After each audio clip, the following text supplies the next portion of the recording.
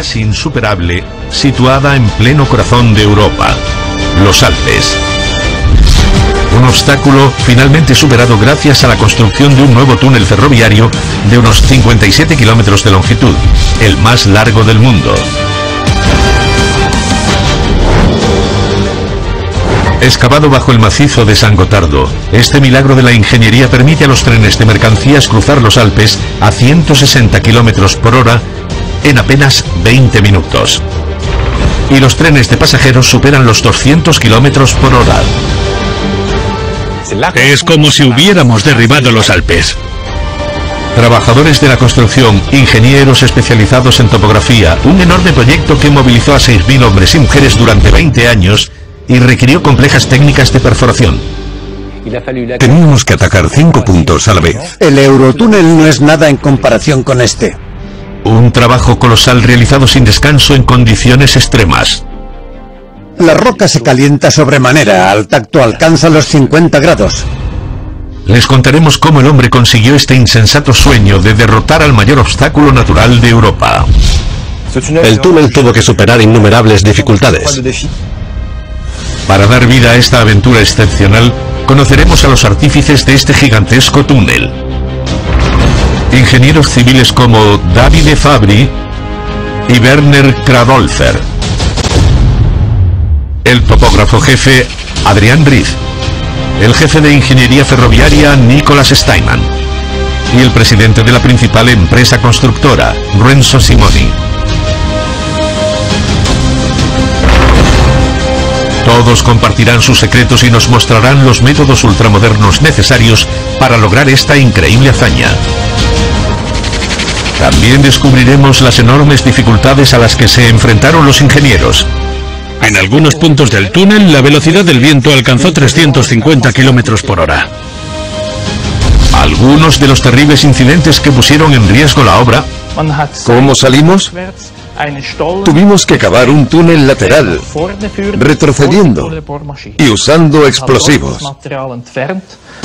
Y las inigualables medidas de seguridad que hubo que tomar para evitar que el sueño se convirtiera en pesadilla. Existe riesgo de descarrilamiento, sobre todo a más de 200 kilómetros por hora. Entre el inicio de las obras y la inauguración de este túnel que batió récords, fueron necesarios 20 años de arduo trabajo para hacer historia. Por fin pudimos anunciarlo. Lo hemos conseguido. El túnel de 57 kilómetros bajo los Alpes ya es una realidad. Verán cómo en el siglo XXI este enorme túnel ha cambiado para siempre una de las principales rutas comerciales del viejo continente.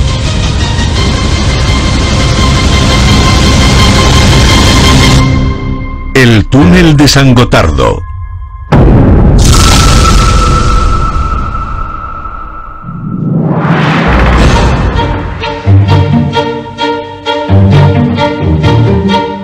Los Alpes, la cordillera más alta de Europa que cubre el 60% de Suiza.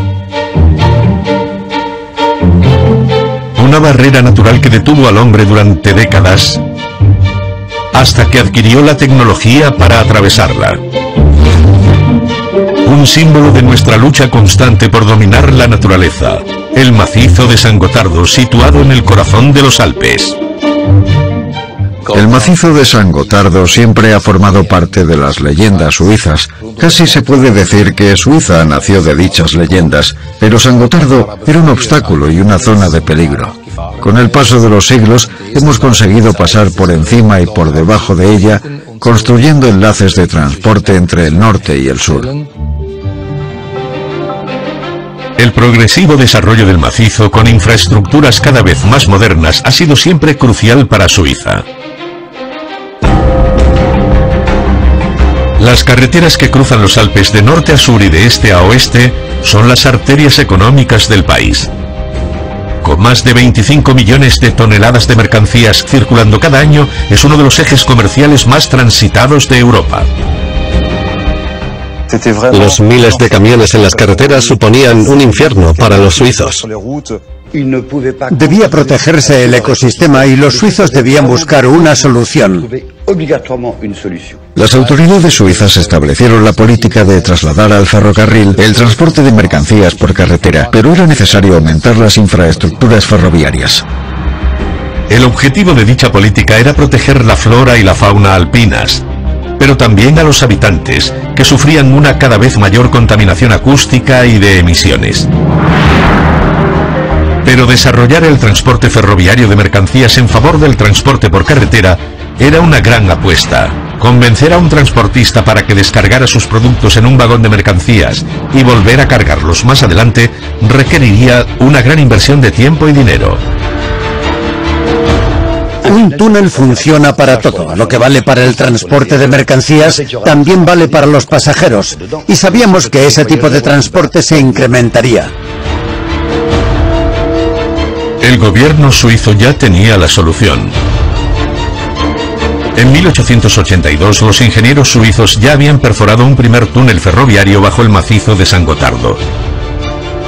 Situado a una altitud de más de 1100 metros y con 15 kilómetros de longitud, era el túnel más grande jamás construido.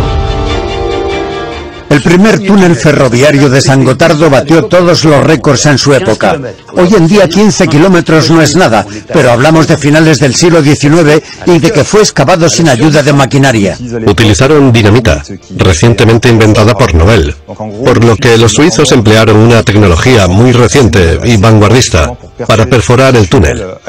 El túnel comenzaba en lo alto del macizo y obligaba a los trenes a subir en zigzag, así que la idea era que si el túnel se excavaba en la base, debía ser recto e ideal para los trenes de alta velocidad.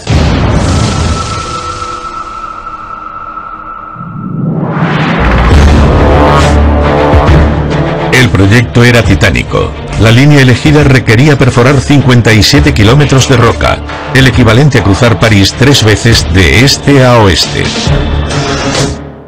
El túnel tuvo que sortear innumerables dificultades. Era un proyecto extraordinario y probablemente una de las obras de ingeniería más complejas del mundo. Especialmente cuando los ingenieros se dieron cuenta de que necesitarían 2 túneles, uno para cada dirección. Con la adición de un empalme entre los 2 túneles cada 325 metros, habría que excavar un total de 152 kilómetros. Si se hubieran colocado vías férreas en ambas direcciones en un solo túnel, este habría sido demasiado ancho para soportar las condiciones geológicas a tal profundidad. Cuanto más ancho es el túnel, más frágil es. Así que los problemas se multiplicaban, empezando por el riesgo de que la estructura se derrumbara sobre sí misma. Así que nos decidimos por un proyecto con 2 túneles, con un ancho reducido para reducir los riesgos.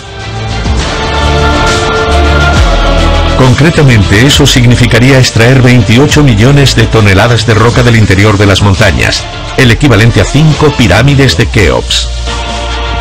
Una cifra inconcebible. Este segundo túnel tendría un acceso aún más difícil, ya que transcurriría unos 2.300 metros por debajo de la cumbre más alta del macizo. En cualquier momento, cualquier elemento puede volverse extremadamente peligroso. Y como las dificultades no suelen venir solas, los ingenieros sabían que no podrían perforar en línea recta. Algunas zonas debían ser evitadas para no causar un desastre. Hablamos de cruzar los Alpes con múltiples capas geológicas, todo un enigma para los geólogos y para el ingeniero que pretendiera excavar un túnel allí.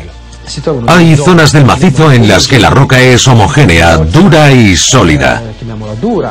Y otras que son mucho más delicadas, donde la roca ha sido modificada y debilitada por la enorme presión de la montaña. En esas zonas es más irregular, menos resistente y a veces incluso está pulverizada. La primera pregunta era, ¿podremos explorarlo? Si es así, ¿qué encontraremos? ¿Será posible perforar un terreno con tantas capas? Otro inconveniente era que el nuevo túnel pasaría junto a 3 presas hidroeléctricas. Una pesadilla para los técnicos cuando sabían que la filtración de agua era un gran peligro y que podría amenazar la estructura del túnel. Sabíamos que debíamos tener cuidado porque las presas estaban encima o adyacentes a la ruta y podría haber hundimientos. Cabía la posibilidad de que la presa cediera y causara un desastre. Realizamos mediciones ultraprecisas a lo largo de 15 años para tener la máxima seguridad. Aquí vemos el túnel construido en 1882. Puesto que el objetivo del nuevo túnel era atravesar el macizo de San Gotardo de un lado a otro en la base de la montaña, se le dio el nombre de túnel base. Ingenieros, obreros de la construcción, topógrafos, casi 6.000 hombres y mujeres se movilizaron cada día a lo largo de 20 años en este gigantesco proyecto. Los trabajos comenzaron en 1996. El primer paso, cavar un acceso de 800 metros de profundidad para que los trabajadores pudieran trabajar en las dos direcciones del túnel. Todo el equipo supo desde el principio que sería un trabajo a largo plazo, muy difícil, que se enfrentaban a un enorme desafío. También sabían que escribirían una nueva página de la historia, pero que antes tendrían que trabajar duro.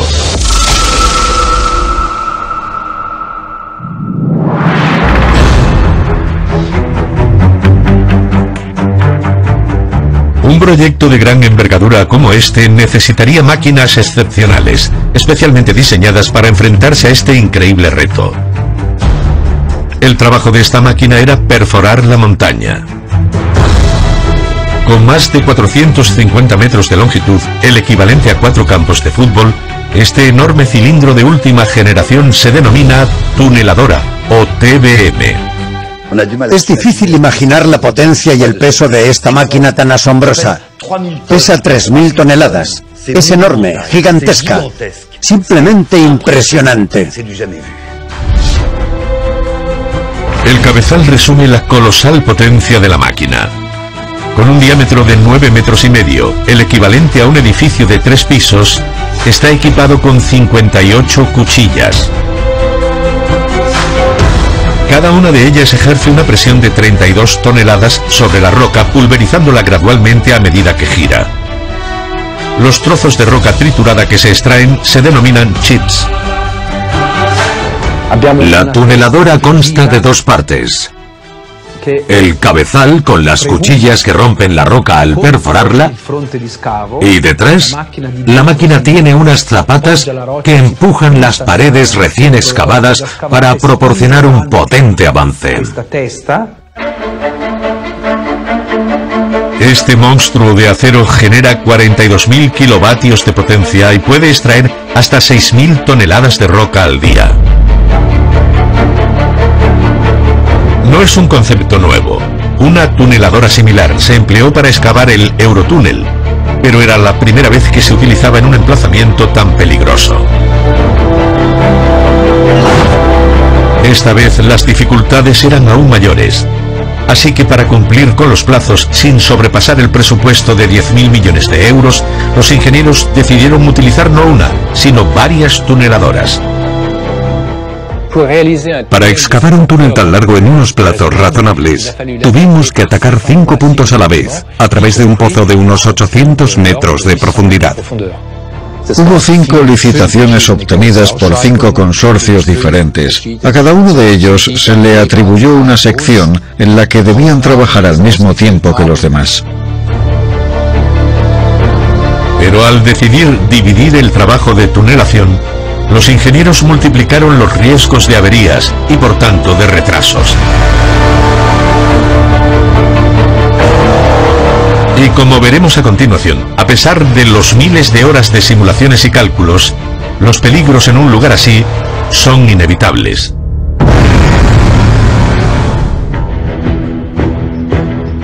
Mientras tanto, la consecuencia de esta división de trabajo fue un aumento de la presión sobre los topógrafos. El papel de los topógrafos era vital. Como la construcción fue abordada en varios puntos, los 2 túneles debían unirse con una precisión total. El más mínimo error habría sido un desastre.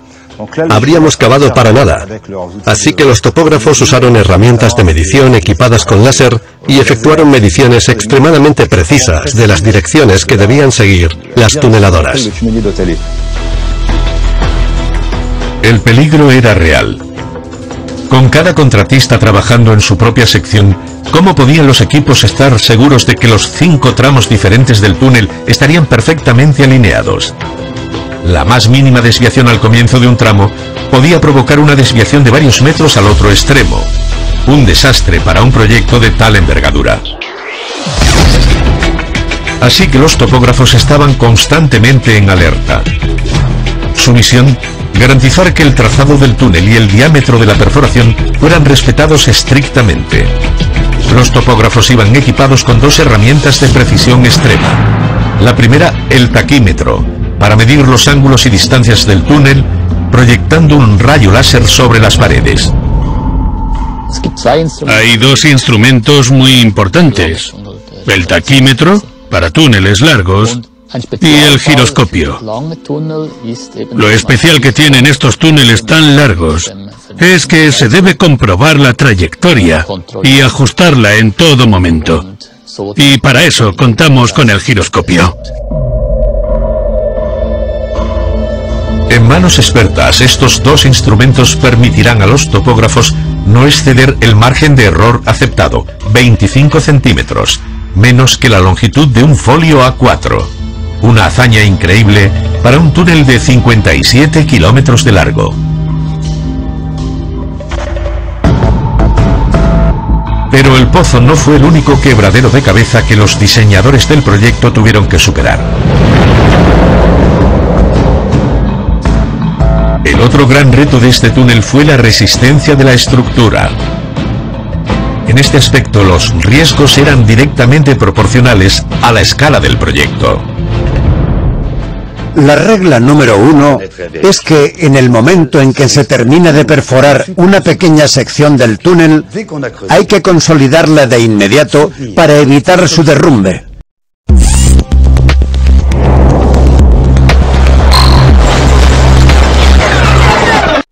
Para Marco, la harina ha sido una obsesión toda la vida. Nació rodeado de ella, soñaba con ella cada día. Dice que hacen falta exactamente 22 horas de fermentación para obtener la masa de pizza perfecta y crear nuestra nueva pizza más ligera y crujiente que nunca. Presentamos la nueva Bella Napoli de Buitoni. Por si necesitan algo auténtico, dáselo con nuestra marca El Mercado de Aldi. Frescos, muy frescos y por mucho menos. Que la vida te pille preparado. Ponerse de acuerdo en el chat de grupo es un caos. Aquí cada uno elige lo que le da la gana. Ponerse de acuerdo nunca ha sido tan fácil. Combina tus 2 hamburguesas favoritas por solo 4 euros. Por el Burger King. Y ahora llega la crema de pollo con verduras casera. ¿Con pollo? Prueba. Está buenísima. Claro, porque es la única hecha con pollo, verduras frescas y un toque de caldo casero. Y además sin conservantes. ¡Qué buena! Casera. Cremas caseras Gallina Blanca.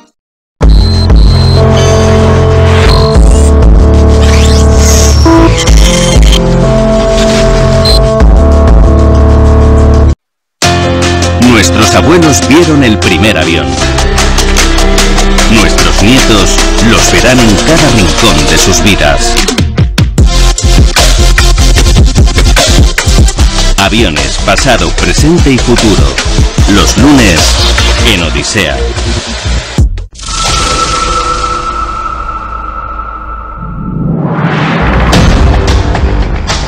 Volvemos a principios del año 2000.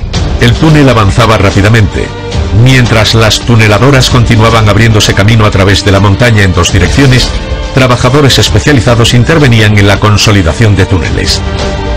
Para entender lo que estuvo en juego durante la siguiente etapa, hay que tener en cuenta un principio simple. La naturaleza odia el vacío. Perforar una cavidad tan profunda como esta, de hasta 2.300 metros de profundidad, cambia el equilibrio de fuerzas bajo la montaña. La roca tiende a ceder naturalmente sobre sí misma para llenar el vacío, el mayor temor de los ingenieros. Tuvimos que consolidar las paredes y la cubierta sin reducir el diámetro necesario para el paso de un tren de alta velocidad. Ese era el mayor desafío. Debíamos encontrar el equilibrio adecuado entre fuerza y eficacia porque estaba previsto que el túnel tuviera una vida útil de al menos un siglo. La técnica debía estar perfectamente sincronizada. La consolidación de las paredes y el techo debía avanzar a la misma velocidad que la perforación de la galería en aras de la seguridad de los equipos, pero también de toda la estructura. Tras la perforación tuvimos que cubrir las paredes y la cubierta con hormigón para retener la roca y evitar que se derrumbara sobre la tuneladora. Añadimos anclajes para evitar la caída de posibles rocas. La capa de hormigón fue reforzada con una malla extra fuerte que sirve para dar rigidez al conjunto. Si fuera necesario, colocaríamos anclajes adicionales, más gruesos, largos y resistentes. Los anclajes son enormes pernos atornillados a la roca a la mayor profundidad posible. Pero en las zonas más sensibles, donde la presión era particularmente alta, no era suficiente para garantizar la seguridad del túnel. La montaña se estaba deformando hasta tal punto, y la presión era tan fuerte, que el apuntalamiento por sí solo no habría proporcionado suficiente resistencia. Así que el truco era dejar que ejerciera algo de presión para reducir el impacto en las paredes y el techo. Así la cubierta se deformaría ligeramente para absorber la presión. Ese es el principio que hay detrás de la construcción de un túnel tan grande. Este enorme trozo de acero suspendido es una viga flexible. Como su nombre indica, está diseñada para deformarse bajo los efectos de una fuerte presión. La idea era colocar miles de ellas alrededor de las paredes de techo y suelo, en los lugares más expuestos a fuertes presiones, uniéndolas una detrás de otra, creando una especie de anillos de acero. Una vez fijados, los anillos de acero se deslizaban hasta un punto fijo. Luego comenzaban a deformarse lentamente hasta que decidimos inmovilizarlos en ese punto. Bloqueando la deformación de los anillos, se creaba resistencia alrededor del túnel. El mayor inconveniente fue encontrar el punto fijo correcto y estabilizar los anillos. Eso sin olvidar que una deformación excesiva modificaría el perfil del túnel, algo que podría impedir el paso de los trenes. Junto con la cubierta de hormigón armado, este sistema de anillos forma un escudo indestructible alrededor del túnel. Quedaba una pregunta importante. ¿Dónde encontrar los cientos de miles de metros cúbicos de hormigón necesarios para hacer ese escudo? Recordemos que cada una de las 4 tuneladoras utilizadas en el emplazamiento podía extraer diariamente hasta 6.000 metros cúbicos de roca, los famosos chips, un material que aprovecharían los ingenieros. ¿Qué se hace con 28 millones de toneladas de roca extraída? Imagínense una carretera de 2 carriles con hormigoneras que vienen desde el norte de Europa hacia el sur sin parar. Entonces tuvieron una idea fantástica: usar esa roca para producir el hormigón de las superficies del túnel. De hecho, la roca sirvió como material base para la producción del cemento que usamos en la fabricación del hormigón armado. De ahí que instaláramos apisonadoras y trituradoras gigantes en las entradas del túnel. Una vez convertidos en hormigón, los chips volvían a su lugar de origen, al interior del túnel. Gracias a esta ingeniosa técnica, el 40% de los chips extraídos de la galería se reciclaron para asegurar las paredes y el techo. El 60% restante fue vertido en antiguas canteras abandonadas. Incluso varias docenas de metros cúbicos hicieron felices a los veraneantes al utilizarse en la construcción de islas artificiales en un complejo turístico suizo. En esta etapa del proyecto podríamos pensar que los 2 túneles de 57 kilómetros de largo y sus uniones ya estaban fuera de peligro. Pero eso sería sin contar con la última amenaza y probablemente la más peligrosa: las filtraciones de agua.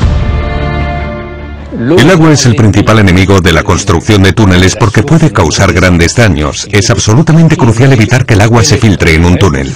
Necesitábamos construir un túnel totalmente impermeable, y lo conseguimos con una película que lo cubría, haciéndolo completamente impermeable. El sistema se compone de una película plástica impermeable de pocos milímetros de espesor. Teníamos un rollo enorme de película impermeable con el que cubrimos el techo y las paredes y luego lo unimos en puntos concretos. He aquí una animación de esta famosa película impermeable. El agua de lluvia que se filtra constantemente a través de la montaña se acumula a ambos lados de las paredes del túnel. Si no se hace nada para evitarlo, esto es lo que podría suceder. La presión aumentaría hasta que el túnel explotara por su peso. La solución: colocar en la base del túnel conductos de desagüe para evacuar el agua hacia el exterior. Se colocaron conductos de desagüe a lo largo de todo el suelo del túnel para recoger las filtraciones y evacuarlas gradualmente a un colector central en el centro de cada túnel. Luego, esa agua sería redirigida a las salidas de cada túnel. Una vez recogida, se deja que el agua regrese a la naturaleza. La filtración natural de agua a través de la montaña podría ser la causa de uno de los mayores accidentes materiales en este extraordinario complejo. A pesar de las exploraciones realizadas para comprobar la calidad de la roca, las sorpresas desagradables son difícilmente evitables cuando hablamos de semejantes distancias. En 2003, la perforación de uno de los tramos del sector norte fue interrumpida bruscamente. La tuneladora avanzó hasta una zona de roca blanda, que se desmoronó cuando la rueda de corte entró en contacto con ella. La roca se derrumbó y enterró totalmente la máquina. Imposible moverla e imposible hacerla retroceder. El trabajo podía demorarse durante meses, años o incluso ser abandonado. A lo largo de los siglos, las filtraciones de agua de la lluvia y el deshielo habían acabado deteriorando la veta de roca y las sondas no lo habían detectado. La idea que se les ocurrió fue hacer un túnel de circunvalación para poder llegar al cabezal desde el otro lado. Una vez al otro lado, pudimos quitar las rocas, consolidar las paredes y el techo y liberar la tuneladora para que pudiera proseguir su trabajo. Fueron ciencia y tecnología contra los elementos que a veces se vuelven contra nosotros. El resultado, una interrupción de las obras de ese tramo de 3 meses con un coste adicional de varios millones de euros. Incidentes como ese son un desastre para la obra, porque se pierde mucho tiempo, se corre el riesgo de no cumplir con los plazos y es muy costoso. Los incidentes imprevistos aumentaban el cansancio de unos equipos que ya trabajaban las 24 horas del día los 7 días de la semana en condiciones particularmente adversas. Al contrario de lo que se piensa, la temperatura no es agradable ni constante bajo varios miles de metros de roca. Hay una ley física muy simple. Al haber presión aumenta la temperatura y cuando estás en el corazón de la montaña con miles y miles de toneladas de roca presionando, la roca se calienta muchísimo. Al tacto alcanza los 50 grados.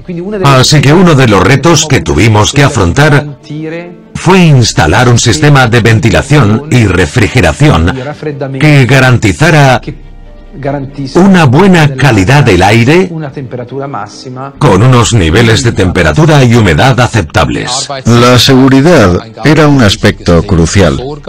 La temperatura máxima no debía superar los 28 grados centígrados y se vigilaban constantemente los niveles de monóxido de carbono y otros gases. Gracias a todas estas innovaciones técnicas y tecnológicas, la perforación de los 2 túneles se mantuvo a una velocidad media de 50 metros al día.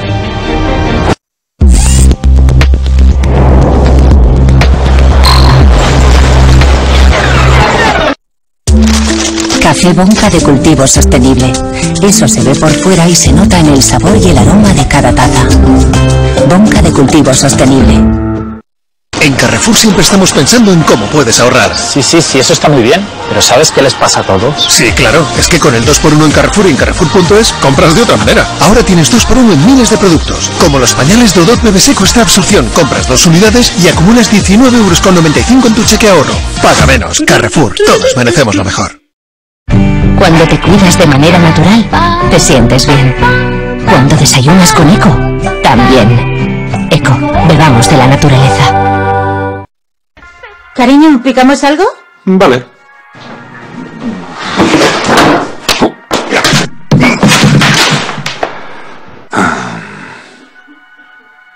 Meteos en el bol. Métete tú en el bol. M&M's. ¿Qué? No había nada más pequeño, ¿no?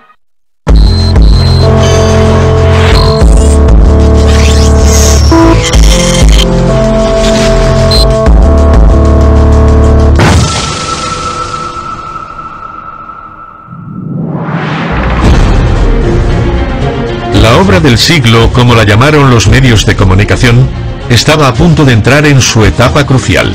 Los 1.800 trabajadores y técnicos que habían perforado la montaña durante 14 años pronto serían conscientes de la gesta que habían logrado. El gran día se fijó para el 15 de octubre de 2010.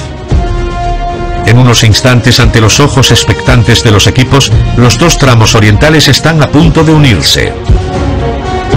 Toda la galería tiembla, la tuneladora está cerca y de repente...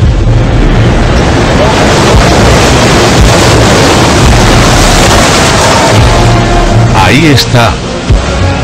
Las dos secciones por fin se convierten en una. Es un momento de gran orgullo y alegría para los miles de hombres y mujeres que han trabajado durante más de 8 años en las entrañas del macizo de San Gotardo. Acababan de escribir una nueva página en la historia de la humanidad. Fue increíblemente emotivo para todo el equipo. Habían derrotado a la montaña. Fue increíble.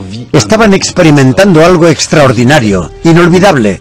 Fue muy emocionante para todo el equipo y una gran victoria para la ciencia y la tecnología. 5 meses después le tocó el turno al tramo occidental. Ambas direcciones del túnel ferroviario ya estaban abiertas. ¡Somos los héroes del Gotardo! Y por fin pudimos anunciarlo. Lo hemos conseguido. El túnel de 57 kilómetros bajo los Alpes ya es una realidad. Trabajadores de la construcción, capataces e ingenieros, todos acababan de lograr una hazaña sin precedentes en el mundo. Recuerden, el margen de error aceptado para cada sección era de 25 centímetros. A la llegada, la discrepancia era de solo 13,8 centímetros. Un nivel de precisión en un trabajo de ingeniería tan gigantesco que resulta difícil de creer.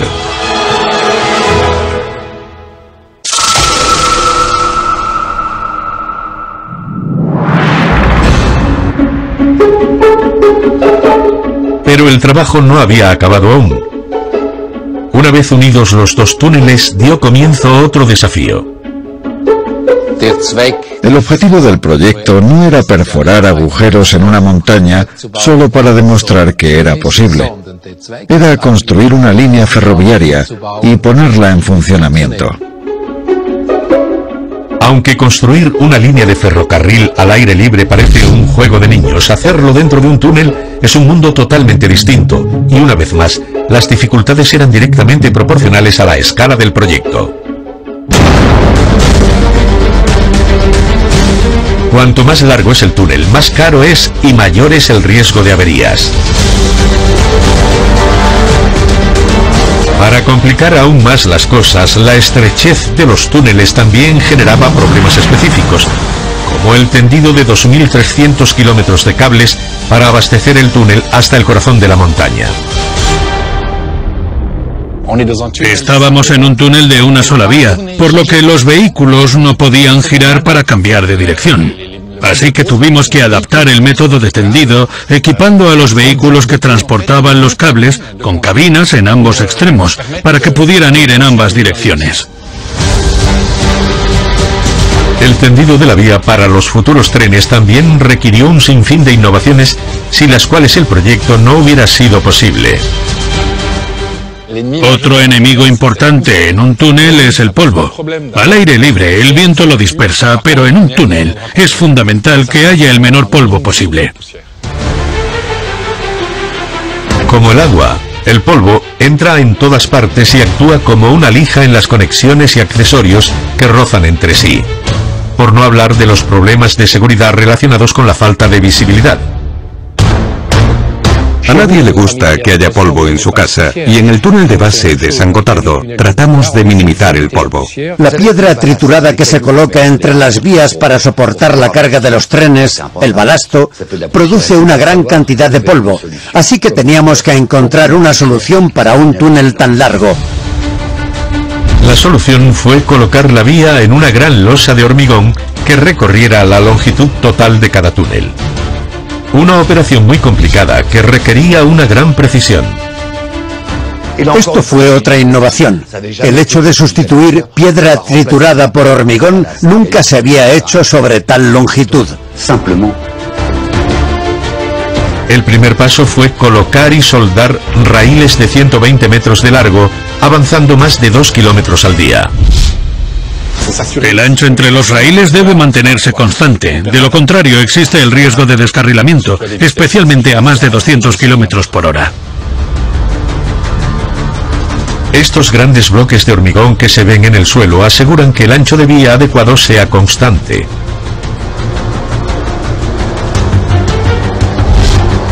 Una vez ceñidos a la losa de hormigón, son totalmente inamovibles y garantizan la estabilidad de la vía. El segundo paso consistió en el vertido. Esta es la parte más compleja de la operación. Para ser eficaz, el hormigón debe ser totalmente homogéneo y formar un solo bloque.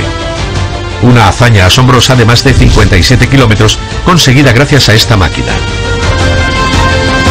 Alimentada por una bomba que suministra hasta 5 metros cúbicos a la vez, puede bombear hasta 200 metros cúbicos al día. El hormigón vertido el día anterior no tiene tiempo de secarse antes de asentar el hormigón del día siguiente, lo que asegura una mezcla ideal y una resistencia máxima. Todo esto forma parte de la tecnología ferroviaria y es esencial, ya que permite que la vía entre en servicio. Y por último, el tercer paso. La instalación de la línea que abastece de electricidad a la locomotora y en consecuencia al resto del tren. En una línea normal, la corriente transportada por el propio cable es suficiente para suministrar la carga necesaria para impulsar un tren de pasajeros o de mercancías. Pero en un recorrido tan largo como los túneles de base de San Gotardo es demasiado peligroso. No se puede abastecer el túnel con un solo punto, sobre todo porque podría funcionar mal. De modo que se necesita que el suministro llegue a varios puntos distintos. Porque un corte de luz podría tener consecuencias desastrosas, como bloquear una línea durante varias horas. Para evitarlo, los diseñadores del proyecto construyeron 5 centrales eléctricas en la ladera de la montaña. Una obra de tales dimensiones consume tanta energía como una ciudad de tamaño medio. Eso implicaba que debían construir centrales eléctricas específicamente para esta obra.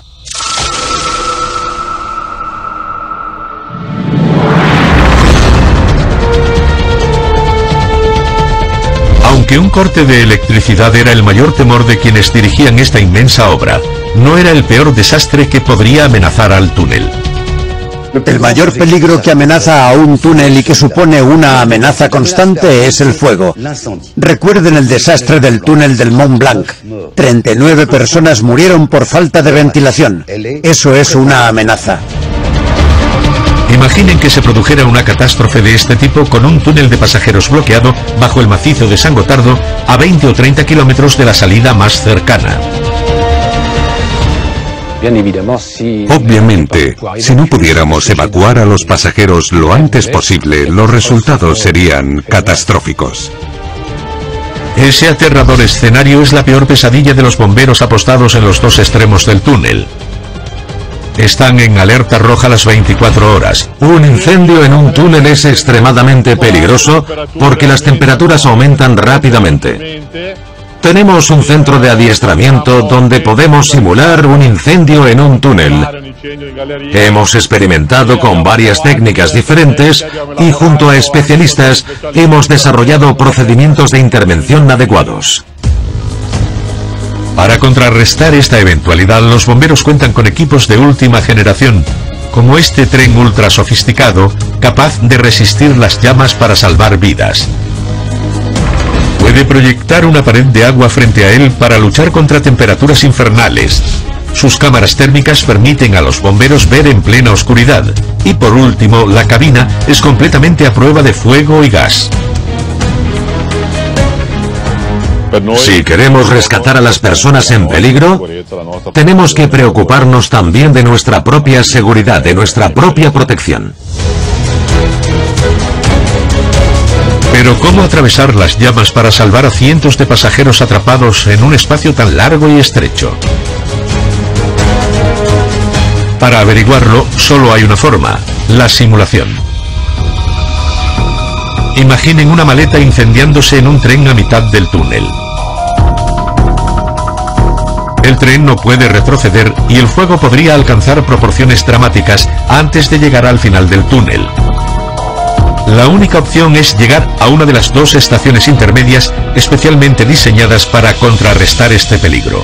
Se llaman estaciones multifuncionales y su presencia en un túnel tan largo y profundo es una innovación mundial.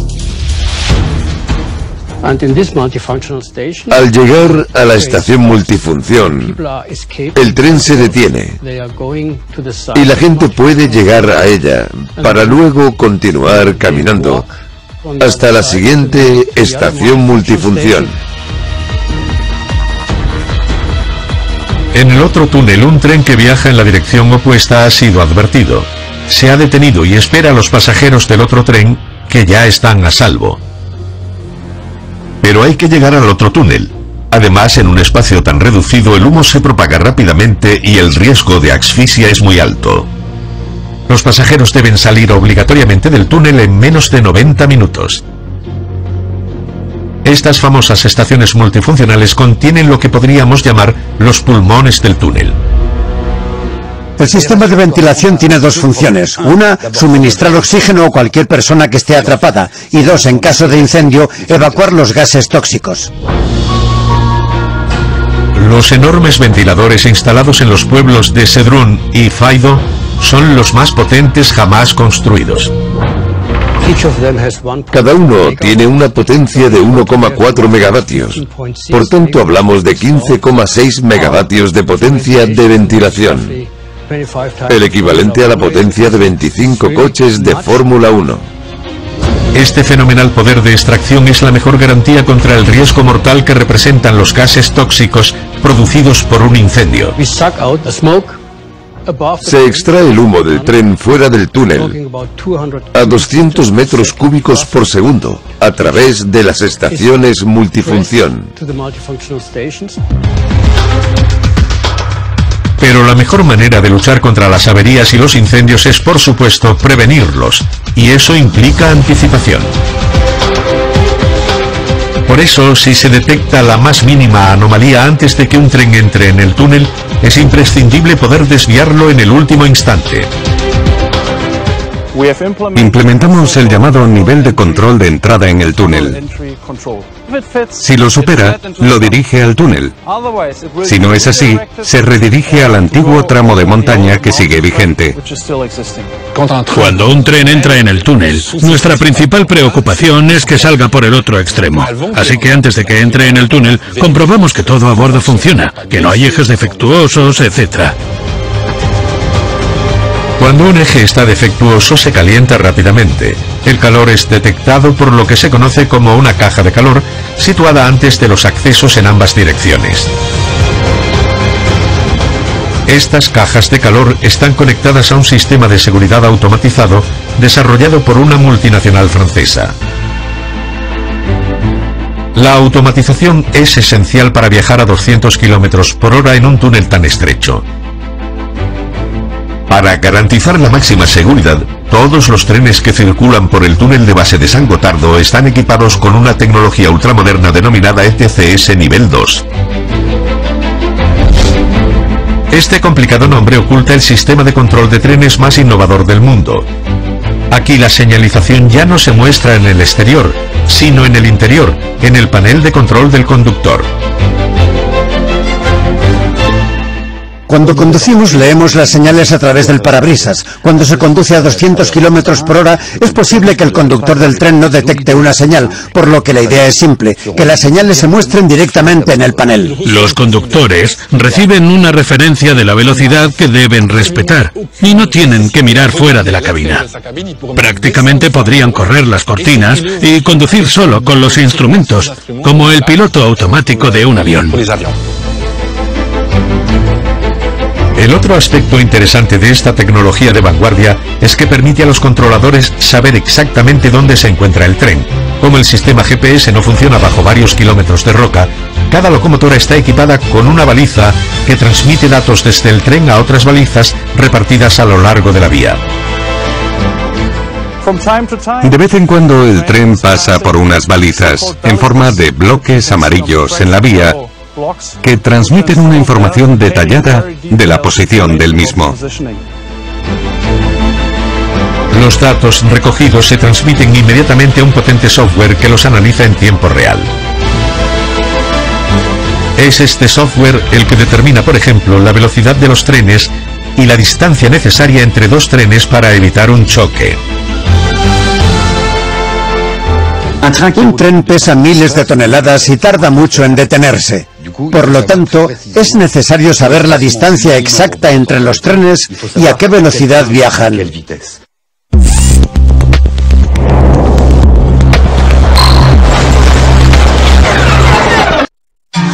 ¿Primeros síntomas de irritación de garganta? Espero que no empeore. Prueba Strepsils miel y limón. Calma la irritación y además combate rápidamente virus y bacterias. Al primer síntoma, Strepsils. Y para los días de mayor irritación y dolor, prueba el efecto anestésico de Strepsils con lidocaína. Lea las instrucciones de este medicamento y consulta al farmacéutico.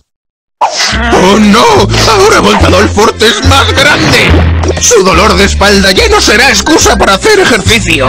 La exclusiva fórmula de Voltadol Forte acelera la recuperación y alivia el dolor hasta 24 horas. Esto no está tan mal. ¡Arriba! Dale la vuelta al dolor con Voltadol. Lea las instrucciones de este medicamento y consulte al farmacéutico.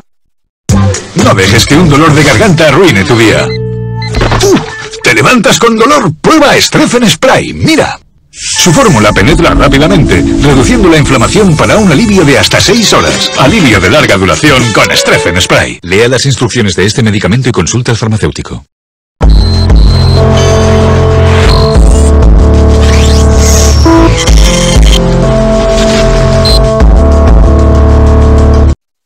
Los medios pueden manipular la información. Ser objetivos es su responsabilidad. Internet es un altavoz de bulos y noticias falsas. Estar bien informado es ahora tu responsabilidad. The Weekly, los martes en Odisea.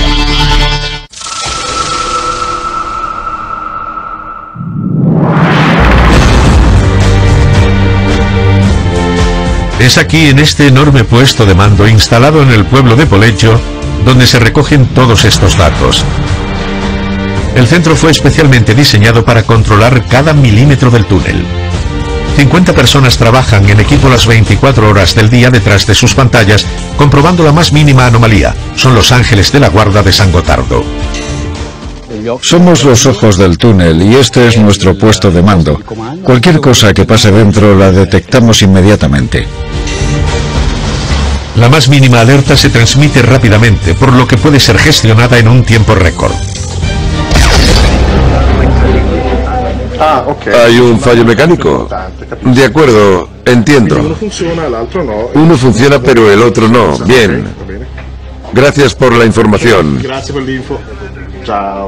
Adiós, gracias. ¿Qué sucede? Acaban de darse cuenta que uno de los convertidores de corriente está averiado. Pero aunque haya un fallo, el sistema está preparado para seguir funcionando. Vale, así que no hay superposición. Así es, no la hay. Por superposición se entiende la copia de seguridad sistemática de los alimentadores y transmisores de corriente eléctrica, como en un avión moderno. Es la mejor manera de reducir el riesgo de averías. El sistema es muy eficaz para la prevención de siniestros e incidentes, pero el puesto de mando debe reaccionar con rapidez si se produce alguno. En este momento uno de los convertidores está dañado, por lo que el equipo de reparación tiene que intervenir lo antes posible, ya que si se produce otro problema, parte de las instalaciones se quedarán sin electricidad. Gracias al sistema de superposición y a la rapidez de los equipos, la seguridad de los trenes está garantizada. Pero para una obra de ingeniería gigantesca como el túnel de base de San Gotardo, los diseñadores deben anticipar hasta el incidente más improbable. Imaginemos un corte total de energía que bloquea un tren dentro del túnel. En tal caso, el tráfico se detendría inmediatamente en la entrada de los túneles. Se impediría que todos los demás trenes entraran en el túnel para evitar que se estrellaran contra el tren detenido. En un espacio tan restringido, un escenario como ese provocaría sin duda el peor desastre ferroviario de todos los tiempos. En un túnel como este, un corte total de energía presenta grandes riesgos. Esperamos que nunca suceda. Si todo funciona, no tenemos mucho que hacer, pero si surgiera un problema serio que afectara a los pasajeros, nos enfrentaríamos a un enorme desafío. Aunque nos hemos entrenado para ello y estamos preparados para afrontar ese desafío si es necesario. Prever todos los escenarios posibles, incluso los más inverosímiles, es por tanto una obligación antes de inaugurar un túnel de esta envergadura.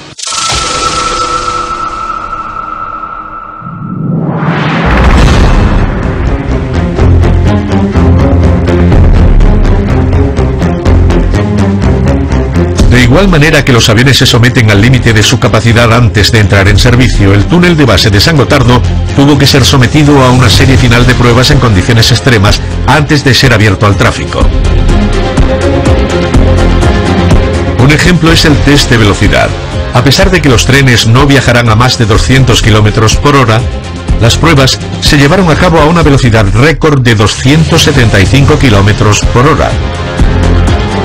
A esta velocidad, el riesgo de accidente aumenta porque dentro de un túnel a mayor velocidad del tren, la masa de aire se desplaza de una manera más violenta, provocando fuertes vientos comparables a los de un tornado.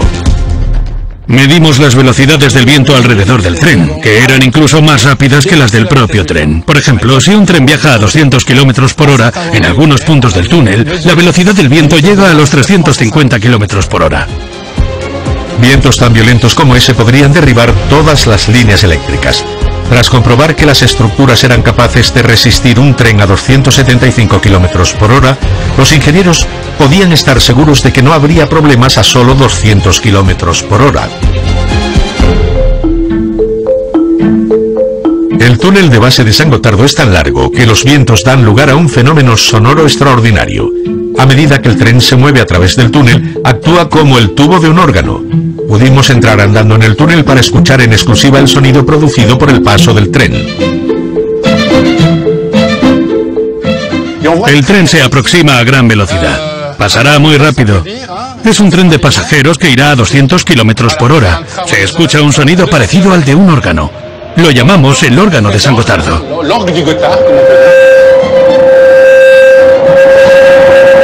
El paso de trenes de alta velocidad también se utilizó para medir los cambios de presión que experimentarían los pasajeros en el interior de los vagones. No debe sobrepasar un nivel que pueda dañar el oído humano. Hay que tener en cuenta los efectos aerodinámicos por razones de comodidad de los pasajeros. No puede haber variaciones bruscas de la presión del aire. De lo contrario, afectaría a su capacidad auditiva y causaría molestias en los oídos. Estas pruebas fueron el último paso antes de que el túnel entrara en servicio. Concluyeron 25 años de duro trabajo después de que se tomara la decisión de cruzar los Alpes bajo tierra. El sueño de los ingenieros del siglo XX por fin se ha hecho realidad. El túnel más largo construido por el hombre está a punto de entrar en la historia. Cuando entras en el túnel a 260 kilómetros por hora y sales 5 minutos más tarde, puede estar nevando en el norte y soleado en el sur. Ahí es cuando nos damos cuenta de que es como si hubiéramos demolido los Alpes. Hemos creado una conexión rápida que ahora se podrá utilizar durante al menos 100 años.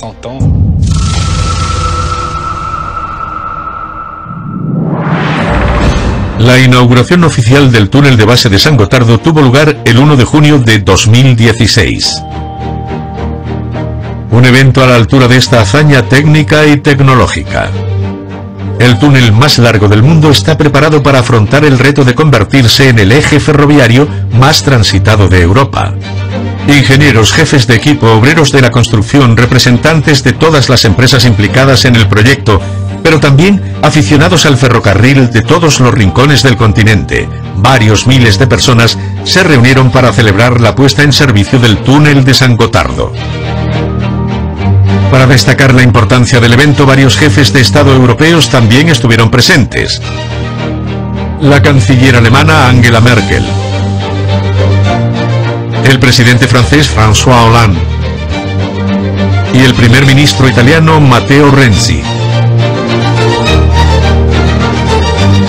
Ellos tendrán el honor de cruzar los Alpes por primera vez a través de un túnel que ha batido récords y que cambiará la faz del transporte ferroviario europeo. Damas y caballeros, pronto entraremos en el túnel de base de San Gotardo. Con 57 kilómetros de longitud, este túnel ferroviario es el más largo del mundo.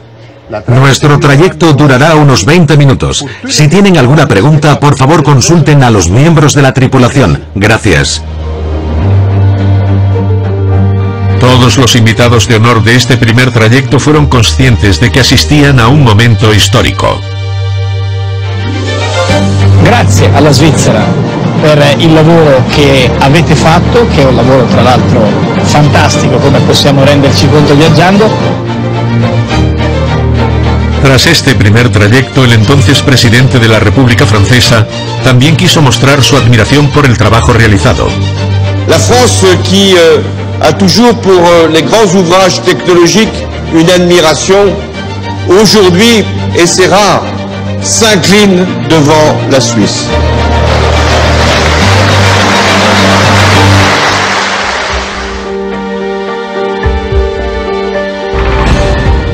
Desde el inicio de las obras en 1996 a su inauguración 20 años después, este descabellado proyecto rompió todos los récords. Un resultado extraordinario hecho posible gracias al duro trabajo de 6.000 hombres y mujeres comprometidos y ayudados por máquinas revolucionarias. Sin esas enormes tuneladoras, la tecnología de vanguardia, las técnicas y conocimientos combinados en este proyecto, nunca se habría podido cumplir el plazo de construcción de este túnel de 57 kilómetros bajo los Alpes. Es toda una proeza. Es uno de los túneles más seguros del mundo, porque es uno de los más recientes y porque es un trabajo de ingeniería excepcional. Una obra de ingeniería pensada y diseñada por entusiastas, profesionales de la construcción de túneles e ingenieros ferroviarios. Cuando te encuentras, como yo, a 35 kilómetros de la entrada norte, con 2.350 metros de roca sobre tu cabeza, a 35 grados y solo, es como si pudieras sentir el latido de la montaña. Es un lugar mágico y un momento único que probablemente solo podrás vivir una vez en tu vida. Estamos muy orgullosos de decir a todo el mundo, a toda Europa, que hemos conseguido superar un reto gigantesco y que se trata de una victoria para todos. En cierto modo, el túnel de San Gotardo ha hecho realidad una de las profecías del autor francés Julio Verne. El hombre al fin viaja al centro de la Tierra.